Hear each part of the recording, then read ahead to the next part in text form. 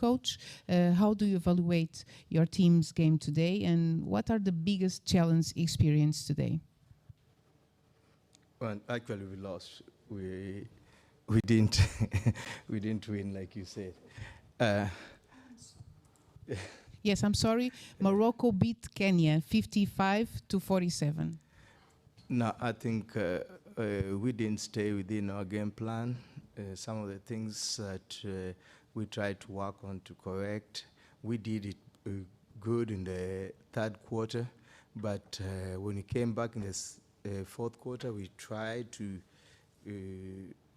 push it, but we just didn't get the right shot. We give credit to Morocco because of the pressure they put on our guys, and that forced bad decisions. And we lost the game. Now to the player, Eric, how do you evaluate your individual performance today in today's game? It's the quarterfinals, so you have to give it your all, otherwise you'll go home. So you have to leave everything there on the floor. And for me personally, individually, I think that's what I came to do on the floor. But in the first quarter, they scored a lot of three-point shots on us, especially by one guy, the number 22. He sank like 4 3-point shots, and I think that's what we've been struggling to fight throughout the whole game. But if we would have locked him up, at least limit him to like one shot in that quarter, I believe that in the end of the day, would have been winners in this quarterfinals. Thank you.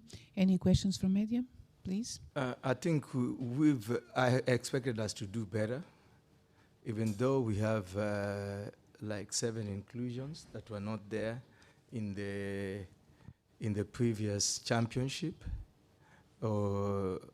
That, in a way, we can say affected the team and the performance of the team. But still, it's a learning process, and I think even the team we had now, we ought to have done better. We ought to have done better than what we did today. Na última edição tinha jogadores que nesta edição não se fizeram presentes, e isso fez alguma diferença. Ainda assim, julga que com os jogadores que tem atualmente poderiam ter feito mais. However, some flashes of inexperience showed up when pressure came. Can you tell for us what's the performance today? The performance today was great. I think the lapse started by when they hit a lot of 3-point shots in the first quarter. I think it was like 4 3-point shots, and that is what we were struggling to fight throughout the whole game. The rest of the guys, we were able to contain them, but their number 22 really burned us in the first quarter. Yeah. Yes. And for the third period, Kenya was very close to Morocco. What happened for Kenya don't stay more close to draw? We just decided to go back to our roots. You know, us, we are a pressing team, we are a running team. So in the locker room, we just said, let's go, let's put pressure on them. And we gave ourselves a target. We said that in the third quarter, let's just cut the lead down to 6. So that's what we were fighting, to cut down the lead to 6. We're not going there to be ahead. So we did that in the third quarter. We went into the fourth quarter down 6 points. We tried our best. We brought the lead back to 3 points. But again, when Bush Wamukota, our center, he fouled out, I think it drained us down a little bit because he is the foundation of the team. The Kenya Morans are out of contention for the Afrocan chip, and this just comes at the hands of Morocco. Morocco just beat Kenya 55-46. Let's just talk about this. So in a previous video, a lengthy one at that, I made talking about the Kenya versus Gabon game. We just did a lot of unpacking in there, just talking about the attitude that the Kenya Morans had, the coaching style, especially from Coach Cliff, which is quite frankly very deplorable. And I even predicted it an hour before the game today, and I even tweeted it and even posted it on Facebook, saying that I had a different feeling on Morocco. Morocco were just coming off battering Cameroon yesterday, and considering the fact that the last time the Kenya Morans played was on Monday, they had 2 days of rest. Tuesday was a rest day. Yesterday they didn't have no games. And today they had the chance to play to get to the semis. And honestly, if you ask me, we just didn't look mentally there at all, especially looking at the way we started the game and the way Morocco just putting the hammer down. I even mentioned this in a previous post I made on my Twitter and also my Facebook, just talking about the Kenya Morans. I just said Morocco just going to come hard at us, which they did. And they started off quite strong, especially in the first quarter. I just saw they scored 17 points in the first. We started off all lackadaisical. We had 10 points. They won the first quarter. The second quarter, they replicated the production they had in the second quarter at 17 points. We only had 12. In the third is where Kenya was coming alive a bit. 15 points to Morocco's 9, but in the end, Morocco just put the hammer down in the fourth, and they just won this ball game. It was very close, and I mean, the coaching just comes into question. I mean, there's so much blame to go around. You can point the finger at the coach, you can point the finger at the player, but one person I'll point the finger at is the coach. Coach Cliff has an abundance of talent in the roster, especially looking at the players that were stepping up, especially a guy like Adera, Ogechi. We had those two guys just, taking on the offense. Ariel Ortega didn't even play a lick of basketball for 2 games. He's listed as a DNP, which is so sad to see. And, I mean, the usual suspects, the guys with the usual production, you had Victor Bosire. I mean, we shouldn't even expect anything different. I remember even in the previous video I talked about this. I just said there are players that you cannot ever rely on them down the stretch. I felt so sad to see Adera just getting limited minutes. He was getting in, just getting taken out a lot. He only played 13 minutes, 6 points. I mean, he didn't do much at that. And his productivity, I can just say, and his efficiency was just hampered every time he was taken out. The Coach Cliff insisted on putting Eric Motoro, Busire, Griffo, and Bush all the time, especially down late in the game. And I don't know what obsession that this guy has, especially with these players. I don't know why he thought that this was the 2019 Afrocan team that grabbed silver. This is not the same team. And for time and time again, so this just has to stop. This guy just has to go. I mean, even looking at even the game, like down the stretch, you expected like a guy like Eugene to grab the reins a bit, Derek, to give that good scoring. Okay, the lead was about to be cut, was cut a bit, but you could see the continuous fouling of Victor Cheng and the turnovers that he had. I mean, he had 2 turnovers which were costly, especially late in the game, and he played 11 minutes. 0 points, 0 for 3 from the field, and all of the shots that Victor tried were from 3. So it was just sad to see. And even in the team comparison, despite even out-rebounding the Moroccan team, it was the only 2 rebounds behind, the only 2 rebounds shy. We had more offensive boards than them, but still couldn't be able to capitalize, especially the poor shooting. These guys shot 30% from the field, 37% on 2-point goals, and 61% on the line from the line. So Morocco are not going to lose that game at all. And if you look at our team, Kenya is still struggling in the 3-point shooting woes, which I don't think Coach Cliff is even addressing at all. And honestly, this is the main reason as to why we lost. And especially shooting 36% on the line, on the free throws, it was a sad state. I mean, the lead changes only happened in the third. Not even in the third. The only 3 lead changes only happened in the first quarter. In the first, it's like the first 4 minutes. And the rest of the game, the Kenya Morans are just playing catch-up. And we just reverted to, the turnovers. We got, 21 turnovers, which, of course, when you have some players who are very sloppy with the basketball, especially the legacy players who you might actually think that they have so much experience. And even in the post-game press conference that I've just watched, right, Coach Cliff is saying, you still using the inexperienced excuse, considering the fact that these players that he has insisted in playing, participated in the FIBA Afrocan, FIBA Afrobasket qualifiers, FIBA Afrobasket, FIBA World Cup qualifiers. So the inexperienced card that this man is violently trying to use is not working. It's not working at all. Okay, I mean, you might say that and we don't have enough experience. But if you look at the way like this team has played, like look at the number of contests that the Kenyan Morans have played, especially in the span of like 3 years, from 2020 all the way to 2022, even 2023 if you add it, you can see there's so much built-in experience that we didn't even use at all. And this is the reason as to why, even I mentioned it in the previous video, these are players that you can never rely on. Eric Mutoro, Griffin Ligari, Bosire, Victor Ochieng, all these legacy players, Bush, all these legacy players, you can never depend on them to give you any production, especially down the stretch. You can't. They had the strongest side in 2019, they finished number 2. I mean, them guys were really atrocious. A guy like Bush, he only had 2 points in the whole game, and he had 5 passes. He ended this game with 5 fouls. I mean, he had like 4 assists, 6 rebounds. I mean, but his productivity, especially scoring, was only 2 points, and he only made 1 of 2 from 2-point range. And the reason why he didn't even play heavy minutes is because of the 5 personal fouls that he had. I mean, Bram, he played heavy minutes, 23.0 production, especially on offense, 0 for 5 shooting from the field. He only had 6 rebounds. He had 3 turnovers, 1 personal foul. He was just straight up Dennis Rodman in there, just like Bush. No scoring whatsoever. And I mean, Victor Bosire, I don't know. They were just, Coach Cliff was really literally forcing, like he was just forcing issues, just forcing Eric Mutoro to play heavy minutes. I mean, this man played 25 minutes.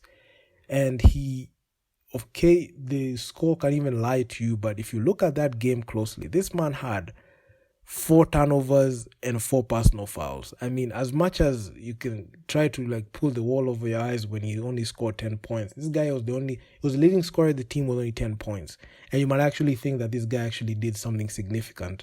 But if you look at the stat sheet, and if you look at the actual game footage as well, you'll see that this guy was on a liability on the defensive end, and the offensive end he was not even converting at the rate at which his minutes dictated. So he's not that guy. Just the same way I just said. Even Griffin, 18 minutes played, 3 points. I don't know the over-insistence of Coach Cliff to play these players heavy minutes. A guy like Eric Mutoro should not play more minutes than Adera. I mean, even Derek Ogechi didn't play that many minutes. I mean, Victor Bosire played more minutes than Derek. And Derek was actually much more productive than Bosire. I mean, Derek, on 9 points, he shot 4 of 8 shooting from the field. That's 50%. Victor Bosire, 23 minutes played, 7 points, 2 of 7 shooting. This man did virtually nothing in this game. 1 of 3 from the line. You can see the free throw shooting was, even Fade. I mean, Fade was just horrendous. Like, he just got dunked on. He got posterized. He was out there, like, you can see he just tried to fill up the stat sheet, but those personal fouls and turnovers were just really creeping in, and they just hampered his productivity. He had the second biggest negative plus minus in the game, and these guys should be cut from the team immediately. I saw like a situation like when I was just live tweeting, and the conversation was just very funny. When I just said we just got eliminated and got knocked out, I just saw a boatload of things. They were just a frenzy. Guys are just saying like, like we still have a game in there. We still have 2 more games to play. The thing is, we've already been eliminated from contention due to like the legacy players costing the team. There are players who produce absolutely virtually nothing to enable you to win the basketball game, and they still get rewarded with minutes, and they still get rewarded with call-ups. These are the most useless players I've seen. Honestly, I'm giving a hall pass. Even I said again, I'm giving a hall pass to Ogechi, Kennedy Washira, Eugene Adera, Bram, Ariel Ortega, although he didn't play, and Sivachi. All the others, guys, Victor Bosire, Victor Ochieng, Fidel Okoth, Tom Bushwa Mukota, I mean, Eric Mutoro, Griffin Ligari, all these guys cost us a chance to play in the semis. And the over-reliance of Coach Cliff, a coach that has failed. He couldn't make the adjustments to make sure that we won against Gabon, which was a game that was very winnable. We didn't use the right pieces that we had. We didn't have a good primary decision maker, especially down the stretch. And he didn't give the reins to Adera when he needed so that he can be able to like lead the team. This game, he did the absolute opposite. He made sure to frustrate Adera by giving him limited minutes. He made sure to frustrate Derek. Derek was not even able to like get in his zone and be able to score. He frustrated your primary ball handler and your top scorer on the team. You frustrated them and didn't give them the minutes for you to operate. Then you give all these other bums you give them the green light to just wet the bed. Someone like Griffin Gary, 1 of 5 shooting from deep. I mean, it was 20%. Okay, Eric Mutori, he shot 2 of 4. That's 50%. But if you look at even like the fouls and turnovers, they just tapered off and they are not that important in there. A guy like Fade should not even be allowed to shoot a 3. He was 1 of 4. Victor Chiang 0 for 2. Victor Bosiri 1 of 3.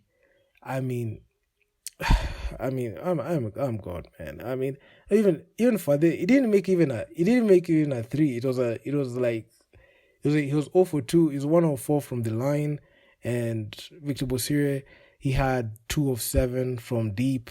That's 28%, in 1 of 3 from the line. So, I mean, it's just atrocious.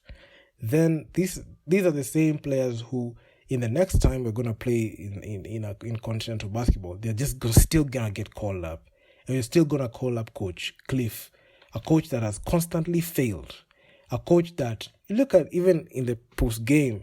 Do you actually think this guy cares that Kenya has lost? This guy was actually smiling. This is a guy that has shown that he cannot deliver nothing. Still coming in and trying to like ride that wave of the 2019 Afrocan. He just rides the wave and says, I brought silver to the Kenya Morans. That's the only silverware that the Kenya Morans have. Literally, they've never won anything significant other than that. The last time he was there, he presided over blowouts, and he still gets a job. Someone tell me today, anyone trying to defend these players or defend him, can they explain to me what that core group of players has done, the legacy team, that can warrant them playing this much minutes and having zero production, especially on offense and defense? How is it that they're able to play like that and being enabled by Coach Cliff to do that? Then when they receive backlash for what the hell they've did, they come out and start they start bashing other people and saying that you're hating on the national team. The national team is supposed to represent the country. But if you look at what these people are doing, it looks like they're playing for themselves. This is not a representation of the best players in the country. These players are not even better than even your local player in your local gym. Look, these players, look at the stats that they're dropping. I mean, it's straight out pathetic. The Afrocan was a tournament built to make sure that you're giving a chance to local players.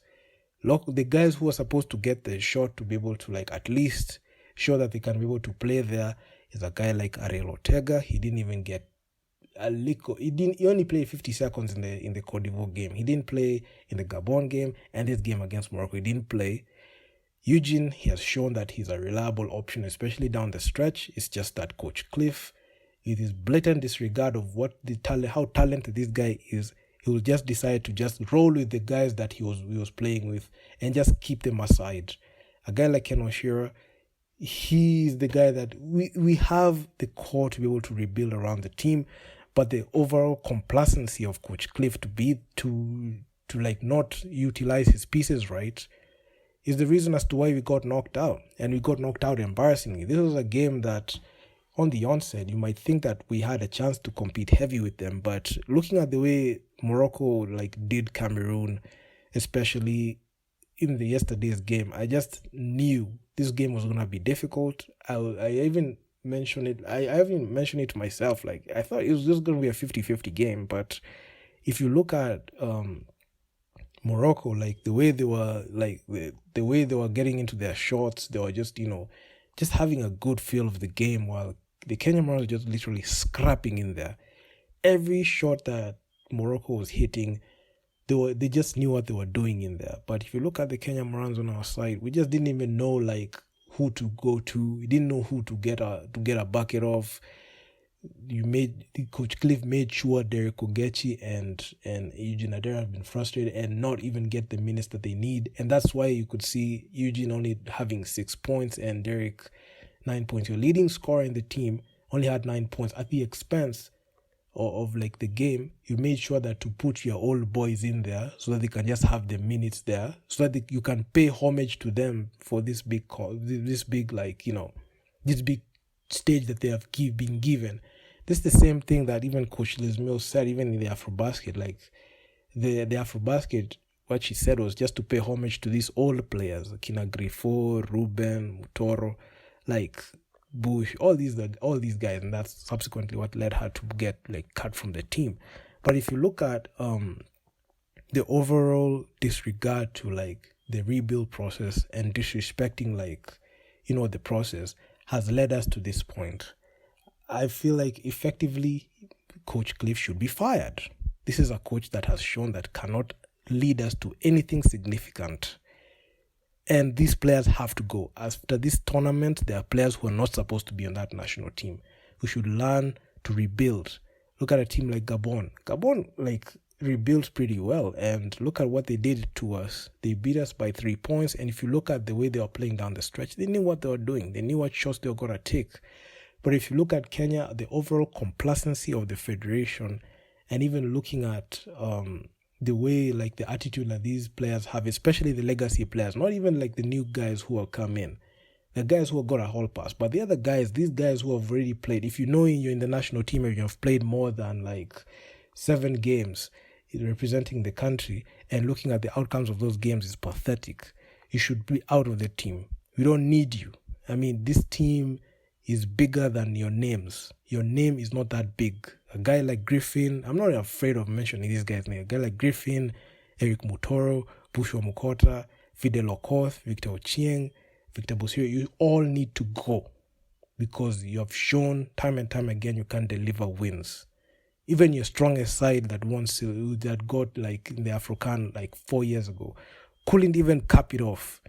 You all finished number 2. Right now we got knocked out in the quarterfinals, right? Because of you, the over-insistence of Coach Cliff to keep these players there in the game and give them more minutes at the expense of other players who had the ability to produce has led us to this point. And honestly, I just feel it's a tired argument. It's something that, it's something that we have seen. It's something that Kenyans have already seen, that this coach he's not that guy, man. He doesn't know how to use his players. He didn't know how to unlock Ken Washira.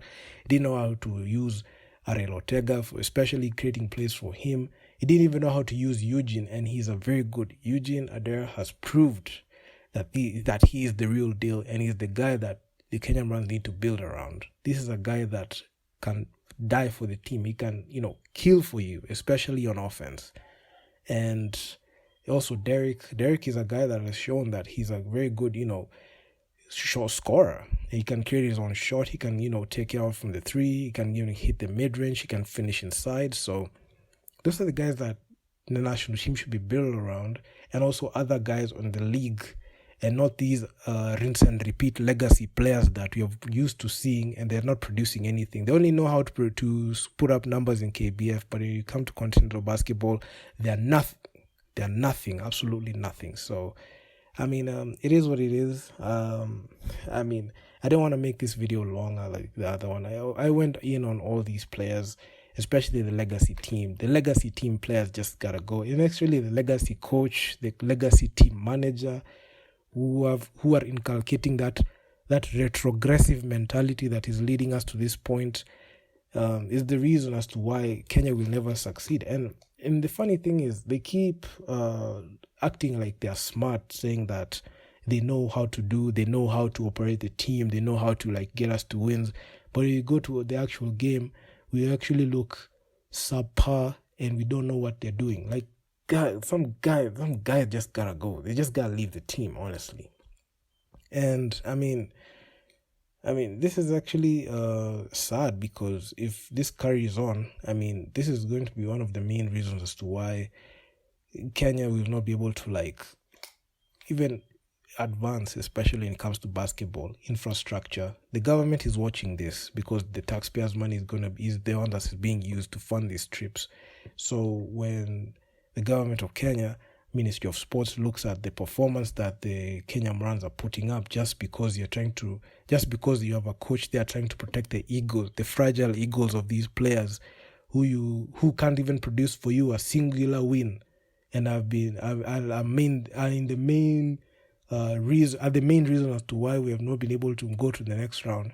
The government will just stop funding, and we'll have the situation like the one we had last year, where the team had a walkover in a FIBA game, and they have to put up till numbers for them to be helped. So I mean, it's a sad state of affairs. While other countries are gearing up to contend, I mean, Kenya is just struggling to win a FIBA game, and over relying on legacy players who can do nothing for you on the offensive end and even the defensive end. Undersized, untalented, their game has regressed. Some players, I'm even afraid to say, like a guy like Griffin, a guy like Eric Motora, a guy like Victor Busiri, their game has never evolved for years. If you look at the footage from the Afrobasket and you look at the footage from the FIBA Africa World Cup qualifiers, if you look at the Afrobasket qualifiers, even the pre-qualifiers, this guy's game has not improved a bit. Nothing. These guys have not improved at all, and they're still given minutes, and their games are not even improving to any point. I mean, it's at the expense. You're seeing a guy like Ariel Ortega not even getting any minutes because the coach just wants to play players that he knows, and his mentality, his rigid mentality, that you can see that even he doesn't even know how to innovate plays. You might think that he knows to do things, but he doesn't know nothing. Because if you knew how to operate the team, we would have been still in the contest. You could have still at least managed, because I feel like this roster had the ability to even go at least a round or even 2 rounds deep, given a coach that knows how to operate. And this is the reason as to why we lost. And looking at the effects of leaving Coach Gaya at home, leaving him in Nairobi, and you going with Coach Cliff, a coach that doesn't even know how to use the team, and it is what it is, man. I mean, sad state of affairs. I mean, pathetic coach. He can't do nothing for you, can't win you a single game, and he's one of the main reasons as to why the Kenya Morans are failing, together with even like the team managers, the people who put this team together, especially who included the likes of Victor Busiri, Bushwa Mukota, Eric Motoro, Griffin Ligari, Fidel Okoth, all those guys, or Victor Cheng, all those people who put those old people together, yeah, and made sure that they're on the team. They are the reason as to why we lost. If you want to point the blame to the people who dropped Coach Guy and put Coach Cliff, and the people who put in these old players who can't produce nothing on offense, and at the expense of the young players who have been brought in so that they can be able to give some energy to the team. Even blame the team manager who has presided over all this and is seeing what is happening. So those are the main culprits in why we lost. So even the federation, who had a part in making sure that this dysfunction has continued.